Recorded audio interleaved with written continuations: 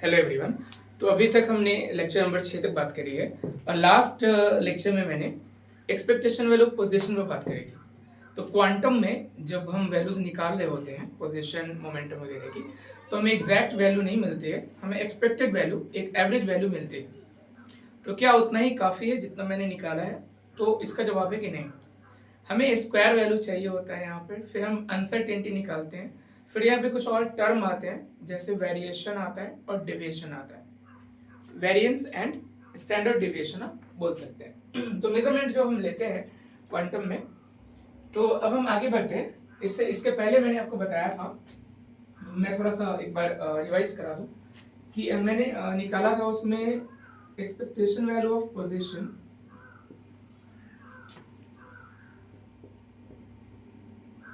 और याद होगा आपको, आप देख सकते हो, आप जो इसके पहले वाला वीडियो वो देख सकते हो कि जब आप एक्सपेक्टेशन वैल्यू निकालते हो ना, तो ऐसे साइन के अंदर आप जिसका भी निकाल रहे हो, मोमेंटम तो मोमेंटम के लिए पी लिख दोगे, एनर्जी के लिए आप यूज कर लेना ही। तो ये आएगा आपको, आप पूरे स्पेस में जहां पे आप कैलकुलेट कर रहे हो, अगर जैसे मैंने एग्जांपल में ना एक बॉक्स लिया था 0 से L वाला, तो आप 0 से L ले लोगे। स्पेस में बात कर रहे हो तो माइनस इन्फिनिटी से प्लस इन्फिनिटी ले लोगे, ठीक है, ओके। और आप निकाल किस कर रहे हो पोजीशन का, बहुत आसान होता है ये समझना कि हम कैसे कैलकुलेट करें एक्सपेक्टेशन वैल्यू। तो ये कोई मुश्किल काम नहीं है, जिसका आप कैलकुलेट कर रहे हो ऑपरेटर का जो वैल्यू है वो रख दोगे। पोजीशन में जो ऑपरेटर मैंने देखा था, पोजीशन के लिए क्या लिखा था मैंने कि जो पोजीशन ऑपरेटर होता है वो पोजीशन x के ही बराबर होता है। मोमेंटम होगा तो हम उसका वैल्यू यहाँ पे रखेंगे, करेंगे नेक्स्ट उसको नेक्स्ट लेक्चर में। तो अब यहाँ पर क्या है कि ये x आएगा क्योंकि हम x पे कैलकुलेट कर रहे हैं, और ये जो प्रोबेबिलिटी हम कैलकुलेट कर रहे थे वो बस प्रोबेबिलिटी का टर्म यहाँ पे आ जाएगा। यानी पूरे स्पेस में जितना भी मेजरमेंट है इसका पोजीशन का, उसको इनटू किया है प्रोबेबिलिटी के साथ, प्रोबेबिलिटी के साथ पूरे स्पेस में उस पर इंटीग्रेशन लगाने के लिए मैंने बोला है पूरे स्पेस पे, यानी पूरे स्पेस में उसको इंटीग्रेट किया है। बस इतना ही होता है ये, और इसमें कोई बहुत पेचीदगी नहीं है, कोई बहुत ज़्यादा ये मुश्किल काम प्रतीत नहीं होता है देखने से, है ना। तो इतना बात आपको एकदम याद रहता है कि जब भी हम निकाल रहे होते हैं एक्सपेक्टेशन वैल्यू, तो हम इस तरह के सिंबल का यूज़ करते हैं। साथ में हम जो लिमिट दिया होता है क्वेश्चंस में, जो वेव फंक्शंस की लिमिट होती है, प्रोबेबिलिटी डेंसिटी जो भी आप कर रहे हो उसकी जो लिमिट होती है, जिस रीजन और स्पेस में आपको कैलकुलेट करना है उसकी प्रॉपर लिमिट को हम यहाँ पे पुट करते हैं। पोजीशन निकालना है तो पोजीशन इनटू प्रोबेबिलिटी, मोमेंटम निकालना है तो मोमेंटम ऑपरेटर का जो वैल्यू होगा वो इनटू प्रोबेबिलिटी, इतना ही करना होता है। पोजीशन में क्या होता है, पोजीशन ऑपरेटर का वैल्यू x के बराबर होता है, इसलिए मैंने एक्सपोर्ट किया, और कुछ नहीं है इसमें, है ना, कोई स्पेशलिटी नहीं है, कोई यहाँ पर बड़ी बात नहीं है। तब सवाल ये है कि जैसे मैंने एक एग्जांपल लिया था कि एक बॉक्स लिया था, आपको याद होगा, आपने देखा है अगर पिछला लेक्चर तो आपको पता होगा। एग्जांपल जैसे मैंने एक बॉक्स लिया था जिसका वेव फंक्शन जो है 2/L साइन n पाई x/L था, और इसके लिए मैंने जो लिमिट ली थी 0 से L ली थी, राइट। तो अब सवाल ये है कि जब मैंने इसको कैलकुलेट किया, इसका मैंने निकाला जब एक्सपेक्टेशन वैल्यू ऑफ पोजीशन, क्योंकि पिछले वीडियो में निकला है, तो आप देखोगे वहां पे कि जो वैल्यूज आई हैं, जो वैल्यू आया वो आया है L/2, L/2 आया है। ये वैल्यू मैंने निकाली है, लेक्चर नंबर 6 में निकाली है, ये 7 है। आपको मैंने सिखाया वो अभी तक वेव फंक्शन, उसका एक्सेप्टेंस, नॉर्मलाइजेशन, नॉर्मलाइजेशन कांस्टेंट का वैल्यू निकालना। अब मैं बता रहा हूँ आपको एक्सपेक्टेशन वैल्यूज निकालना। क्वांटम में ऐसी सीढ़ियां बनी होती है, अगर आप सारे वीडियोस को प्रॉपर्ली फॉलो करोगे तो क्वांटम आपका बेहतर हो जाएगा। थोड़ा वक्त लगेगा, थोड़ा मेहनत का काम तो है, जो कि दिख भी रहा होगा आपको। तो ये हम निकालते हैं। तो ये एक बॉक्स के लिए था, और जहां पर मैंने जो है लिमिट जो है उसकी 0 से L पे बात करी है, राइट। अब आगे क्या है कि एक सवाल है कि क्या ये ऐसे position value, expectation value position, average value निकालना इनफ है, क्या ये काफी है? इज इट इनफ या हमें और कुछ चाहिए? तो इसका जवाब है ये इनफ नहीं है।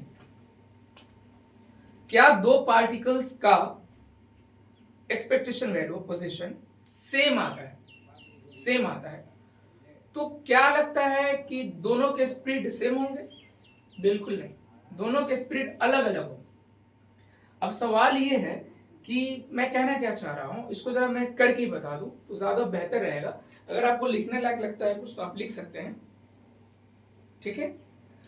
तो अब हम यहाँ पर एक टर्म यूज कर रहे हैं वेरिएंस, जिसमें हम एवरेज वैल्यू के अराउंड स्पीड का स्क्वायर करेंगे। हम यहाँ पे अब जो ला रहे हैं टर्म वो है वेरिएंस। वेरिएंस यहाँ पे इंपॉर्टेंट है और ये बताएगा कि जो आपने एवरेज वैल्यू निकाली है ना, उसके अराउंड जो है कितना स्प्रेड है उसका, है ना। एवरेज वैल्यू जो आपने निकाली है, आपने जो एवरेज वैल्यू निकाली है, मान लो आपने यहाँ पे एवरेज वैल्यू निकाली है, तो उसके अराउंड जो आपका स्प्रेड है वो कितना है, इसके लिए हम वेरिएशन का यूज करेंगे टर्म का। तो अब एक नया टर्म मैं यहाँ पे यूज कर रहा हूँ जिसको मैं बोल रहा हूँ वेरिएशन। एवरेज वैल्यू यानी एक्सपेक्टेशन ऑफ पोजीशन जो अभी मैं जिस पर बात कर रहा हूँ उसके अराउंड कितना स्प्रेड है उस पर अगर हम बात करेंगे तो यहाँ पर एक स्क्वायर टर्म को हम लोग इन्वॉल्व करने वाले हैं और एवरेज वैल्यू के अराउंड जो स्प्रेड का स्क्वायर टर्म है उसकी बात करेंगे हम, यानी डेल एक्स के स्क्वायर पर हम बात करेंगे और ये हो जाएगा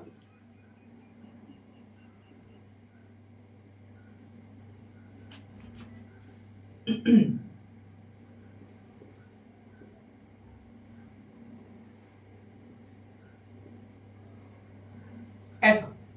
तो अब सवाल यह है कि आपने स्क्वायर क्यों किया सर? सीधे आप माइनस क्यों नहीं लिख सकते हो? आपको स्क्वायर करने की क्या जरूरत है? थोड़ा मैं इसको सही से लिख देता हूं।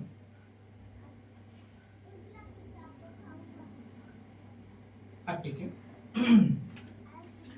तो ये सवाल है, आपके जहन में एक सवाल आएगा कि आपने स्क्वायर क्यों किया? आप इसको सीधे क्यों नहीं लिख सकते हो, है ना। ये एक अच्छा क्वेश्चन है कि आप इसको सीधे क्यों नहीं लिख सकते हो, क्योंकि अगर हम स्क्वायर नहीं करेंगे, अगर हम स्क्वायर नहीं करते तो x माइनस ये जो टर्म है ना, ये जो टर्म आप देख रहे हो, इसके पॉजिटिव और निगेटिव वैल्यूज जो है ना कैंसिल हो जाएंगे। अगर हम स्क्वायर नहीं करेंगे तो इसके जो है पॉजिटिव वैल्यूज और निगेटिव वैल्यूज क्या हो जाएंगे? कैंसिल हो जाएंगे। इसलिए हम स्क्वायर टर्म का यहाँ पर यूज कर रहे हैं। अगर हम इसको थोड़ा और अगर हम ले चले अगले स्टेप में, अगर ले चले इसको, तो इसको हम कैसे लिख सकते हैं? इसको हम लिख सकते हैं, बड़ा ध्यान देने वाला टर्म है ये और बहुत इंपॉर्टेंट है, देख लेना। तो लिखना, इसको नोट जरूर करना।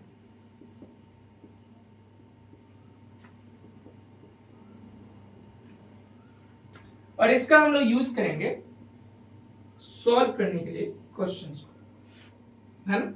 इसका हम यूज करेंगे क्वेश्चन को सॉल्व करने के लिए, राइट। अब सवाल ये है कि चलो इसको हम याद कैसे रखेंगे? अंदर का स्क्वायर माइनस बाहर का स्क्वायर, मतलब ठीक है, ऐसे कुछ करके आप इसको, एक एनालॉजी है कि आप इसको याद कर सकते हैं।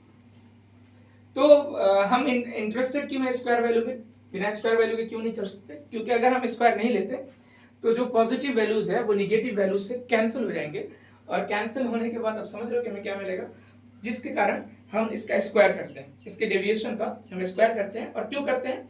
ताकि स्प्रेड को हम प्रॉपर्ली मेजर कर सकें, नहीं तो स्क्वायर करने की जरूरत नहीं हमें। अब एक है टर्म यहाँ पे स्टैंडर्ड डेविएशन, जो वेरिएंस लिए हैं उसका स्क्वायर रूट अगर हम करेंगे तो हमें स्टैंडर्ड डेविएशन मिलेगा। तो यहाँ पे एक और टर्म हम इंक्लूड कर रहे हैं, वो है स्टैंडर्ड डेविएशन। स्टैंडर्ड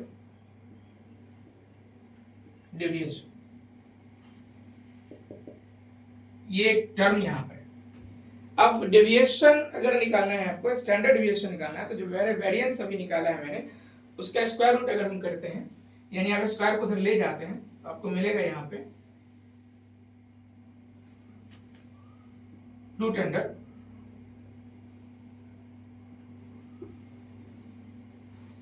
ये जो वैल्यूज मिली है इसको हम लोग बोलेंगे स्टैंडर्ड डेविएशन, ओके। और ये तुम देख सकते हो कि अनसर्टेनिटी प्रिंसिपल की तरफ जा रहा है, अनसर्टेनिटी प्रिंसिपल।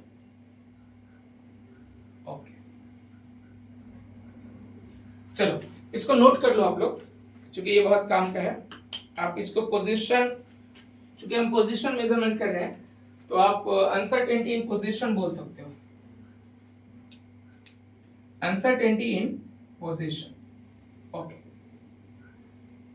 ठीक है, अब इसे आप नोट कर लो। अच्छा, हम जो एग्जाम्पल अभी तक लेके चल रहे थे उसके हिसाब से अब आपको निकालना है। एग्जाम्पल क्या था कि हमारे पास एक वेव फंक्शन था जिस पर मैंने लेक्चर नंबर 6 में पोजीशन जो है कैलकुलेट किया, एक्सपेक्टेशन वैल्यू निकाला है पोजीशन का। तो उसी एग्जाम्पल के साथ मैं आपको बोलूंगा कि आप बाकी जो अभी वैल्यूज है ये आप निकाल के बताना कि आपको क्या वैल्यू मिलते हैं। कौन सा क्वेश्चन है मैं अभी देता उसको लिख देता, कैसे इसको करना है ये भी बताता। अब कैलकुलेट करके ना बताना कि आपने क्या पाया, राइट। चलो, तो हमारे पास जो एक वेव फंक्शन है जिसको मैं अभी यूज कर रहा हूं। क्वेश्चन कुछ इस तरह है कि जो हमारे पास फंक्शन है वो है 2/l साइन n पाई x by l एंड ये 0 to l।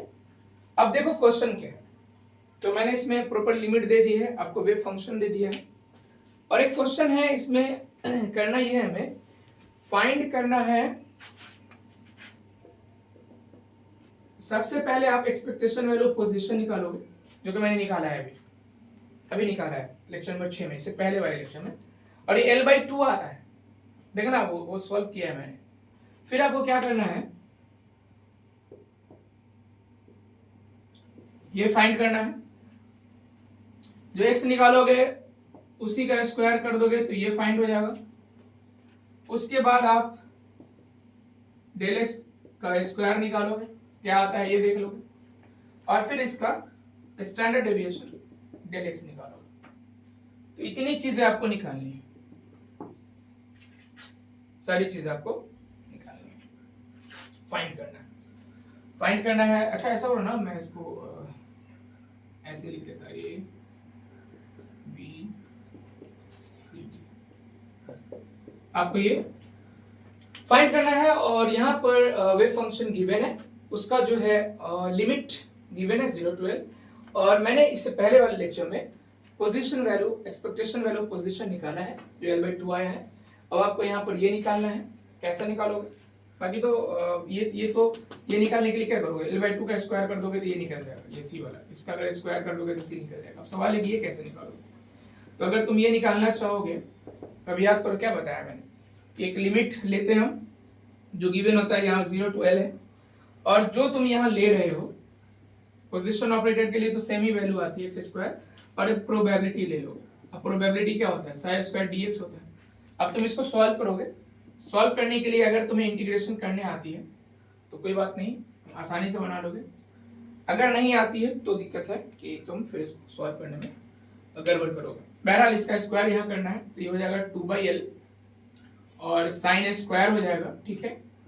और यहाँ जो टर्म है n पाई x/l ये एज इट इज रहेगा, और इसको तुमको इंटीग्रेट करना है, और जो स्पेस है वो है 0 से l, जो जगह है वो है 0 से l। अब इसको कैसे सॉल्व करते हैं ये तुम्हें पता होगा, 2/l बाहर ले लोगे, साइन स्क्वायर थीटा होता है 1 माइनस कॉस 2 थीटा/2, इस पे इसको तोड़ दोगे और इसका इंटीग्रेशन करके सॉल्व करके तुम ये निकाल लोगे।